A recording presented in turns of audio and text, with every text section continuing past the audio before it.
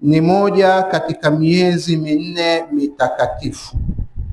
Vile vile Dhulqaada ni moja katika miezi mitatu ya Hija.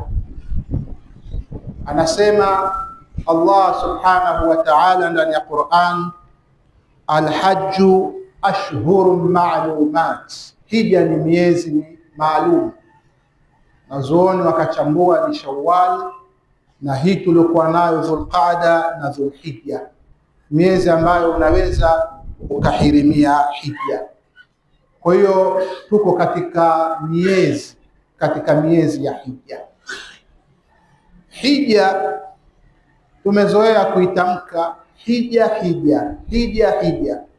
lakini hija katika upande wa lugha ya Kiarabu maana yake ni alqasdu ila baiti llahi alharam lilnusuk, ni mtu kuikusudia nyumba ya Allah iliyotukufu kwa ajili ya ibada, nyumba ambayo inapatikana katika mji wa Makka, nyumba ambayo ndio nyumba ya kwanza ambayo Allah subhanahu wa ta'ala ameiweka katika mgongo wa ardhi kwa ajili ya watu kufanya ibada, kama anavyolizungumza hilo, inna awwala baitin wudi'a linnas lalladhi bibakka mubarakan wa hudan lilalamin, hakika nyumba ya kwanza iliyowekwa kuwekewa watu kwa ajili ya kufanya ibada, lalladhi bibakka, ni ile inayopatikana Makka, mubarakan, hali ya kuwa nyumba hiyo ni yenye baraka, wa hudan lilalamin, na ni uongofu kwa walimwengu. Nyumba hii ambayo kuikusudia kwa ajili ya kufanya ibada ndio inaitwa hija. Nyumba hii ameijenga Nabiullahi Ibrahim akisaidiwa na mwanawe Ismail. Yeye Ibrahim ndiyo aliyenyenyua misingi ya nyumba hii Al-Kaaba akishirikiana na mwanawe Ismail, kama anavyolisema hilo Allah ndani ya Qur'an, wa idh yarfa'u Ibrahimu alqawa'ida min albayti wa Ismail. Kumbuka aliponyenyua Ibrahim alqawa'id, misingi ya Al-Kaaba, alqawaida min albayti, misingi ya Al-Kaaba, wa Ismail, pamoja na mwanawe Ismail. Ibrahimu ni mjenzi, Ismail ni kibarua, anampa mawe, anaijenga Al-Kaaba. Kupitia kwa Nabiullahi Ibrahim katika kuijenga nyumba hii ambayo ni Al-Kaaba, nyumba ambayo ndiyo ya kwanza kuwekwa katika mgongo wa ardhi kwa ajili ya watu kumwabudu Allah, nyumba ambayo inapatikana Makka, nyumba ambayo kwenda katika nyumba hii ukaikusudia kwa ajili ya ibada ndio inaitwa hija, aliyoijenga Nabiullahi Ibrahim. Kuna mafundisho mengi, lakini leo tutaona fundisho moja katika mafundisho mengi ambayo yanapatikana kupitia kwa mzee Ibrahim pamoja na mwanawe Ismail. Fundisho lenyewe ni pale Nabii Ibrahim pamoja na mwanawe Ismail walipokuwa wanaijenga nyumba hii, walikuwa wanakamatana na dua, wanakamatana na kumuomba Allah subhanahu wa ta'ala. Anatuambia Allah subhanahu wa ta'ala ndani ya Qur'an, wa idh yarfa'u Ibrahimu alqawa'ida min albayti wa Ismail. Kumbuka aliponyenyua Ibrahim misingi ya Al-Kaaba na Ismail. Rabbana taqabbal minna innaka antas samiul alim. Wakati wanajenga wanakamatana na kumuomba Allah subhanahu wa ta'ala, wanasema Mola wetu taqabbal minna, tukubalie sisi, innaka anta samiul alim, hakika wewe ni mwingi wa kusikia dua, alimu ni mjuzi. Rabbana waj'alna muslimaini laka wa min dhurriyyatina ummatan muslimatan lak wa arina manasikana wa tub alaina innaka antat tawwabur rahim. Mola wetu, waj'alna muslimaini lak, tujalie mimi muslimaini, mimi na mwanangu Ismail, muslimaini lak, ni wenye kufuata amri zako, ni wenye kujisalimisha kwako, ni waislamu kwako wewe, tujalie ni wenye kunyenyekea kwako. Wa min dhurriyatina, na kizazi chetu, ummatan muslimatan lak, kijalie pia ni umma wenye kufuata amri zako. Wa arina manasikana, tuonyeshe ibada zetu za hija. Wa tuba alaina, tukubalie toba. Innaka anta tawwabur rahim, hakika wewe ni mwingi wa kukubali toba. Arrahim, mwenye kuhurumia. Arrahim, mwenye kuwahurumia waja wako ambao wanatubia kwako wewe. Dua ya Nabiullah Ibrahimu hii haikumalizika hapa, bali Nabiullah Ibrahim aliendelea kumuomba Allah subhanahu wa ta'ala wakati anapoijenga al-Kaaba, yeye na mwanawe Ismail, hali ya kuwa ni wenye kusema rabbana wab'ath fihim rasulan minhum yatlu alayhim ayatika wa yuallimuhumul kitaba wal hikma wa yuzakkihim innaka antal azizul hakim.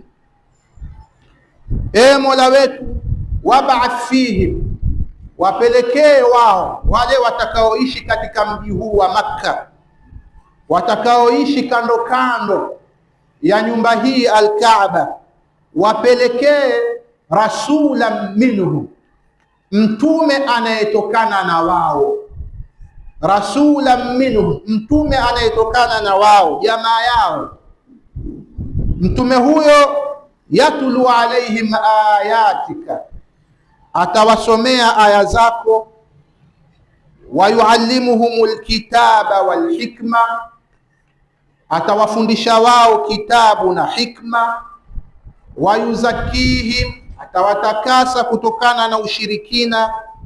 Innaka antal azizul hakim, hakika wewe al-aziz ni mwenye kushinda, al-hakimu mwenye hikma. Hii ndiyo dua ambayo Nabiullah Ibrahim alikuwa akiisoma, alikuwa akiiomba, kumuomba Allah subhanahu wa ta'ala, yeye na mwanawe Ismail, wakati walipokuwa wanaijenga al-Kaaba. Al-Kaaba ambayo ndio kibla cha Waislamu wote, mashariki na magharibi, kaskazini na kusini yao. Al-Kaaba ambayo ndio nyumba ya kwanza kuwekwa katika mgongo wa ardhi. Walikuwa wanaomba dua hii, na Allah subhanahu wa ta'ala alimjibu Nabiullah Ibrahim, aliitikia dua ya Nabiullah Ibrahim, kwani Allah subhanahu wa ta'ala alimfanya Ibrahim na mwanawe Ismail ni muslimain, ni waislamu, ni wanyenyekevu mbele yake subhanahu wa ta'ala. Bali Allah subhanahu wa ta'ala akatoa katika kizazi cha Ibrahim watu ambao ni wanyenyekevu kwa Allah subhanahu wa ta'ala. Kupitia kwa Nabii Ibrahim alipatikana Ishaq mtoto wake, alipatikana Yaqubu mjukuu wake, alipatikana Yusuf kitukuu chake. Wote hawa walikuwa ni watu wema, na wote walikuwa ni wanyenyekevu mbele ya Allah subhanahu wa ta'ala. Kupitia katika dua ya Nabiullah Ibrahim, Rabbana wab'ath fihim rasulan minhum, Mola wetu wapelekee wao mtume anayetokana na wao, yatulu alaihim ayatika, atakayewasomea aya zako, wayuallimuhumul kitab, atakayewafundisha Qur'ani, wal hikma, na hikma, wayuzakihim, atakayewatakasa kutokana na shirki, innaka antal azizul hakim, kika wewe ni mwenye kushinda mwenye hikma.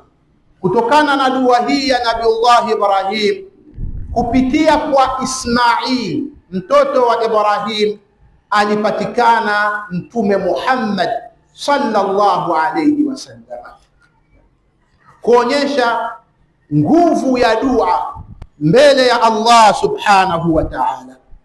Kwa hiyo sisi kama Waislamu, sisi kama wafuasi wa Mtume Muhammad sallallahu alayhi wasallam na wenye kufuata mila ya Nabiullah Ibrahim, basi hapa tuna mfano mzuri tunaoupata kutoka kwa Ibrahim. Mfano wenyewe ni kwamba katika majambo yetu, katika shughuli zetu, tusiache kukamatana na kuomba Allah subhanahu wa ta'ala. Wewe ni fundi gereji, ni fundi seremala, ni fundi wa ujenzi wa majumba na kadhalika.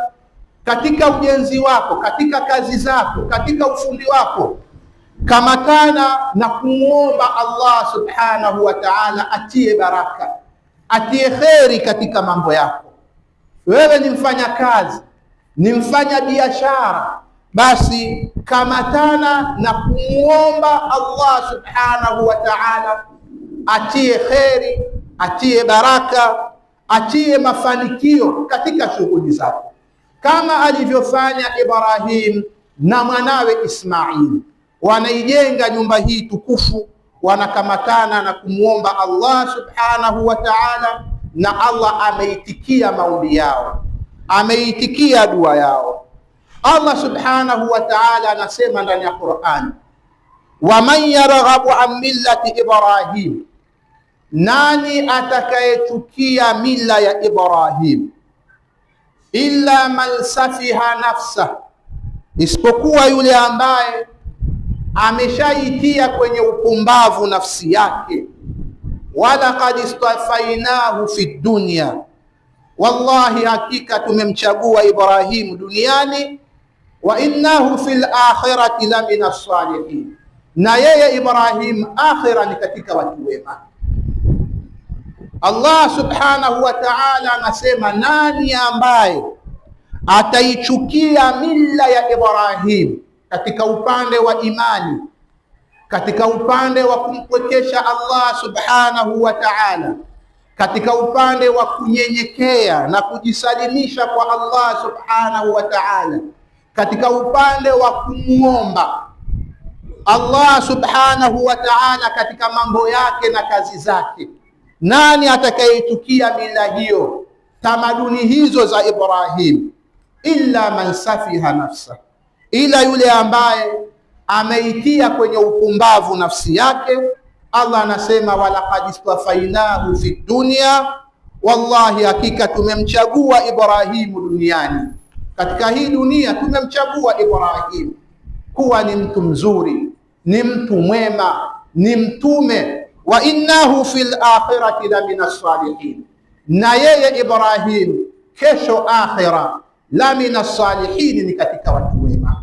Allah tujalie ni miongoni mwa wenye kufuata mila ya Nabiullah Ibrahim, na tujalie duniani na kesho akhira ni katika watu wema. Aqulu qawli hadha wa astaghfirullah alazim li wa lakum.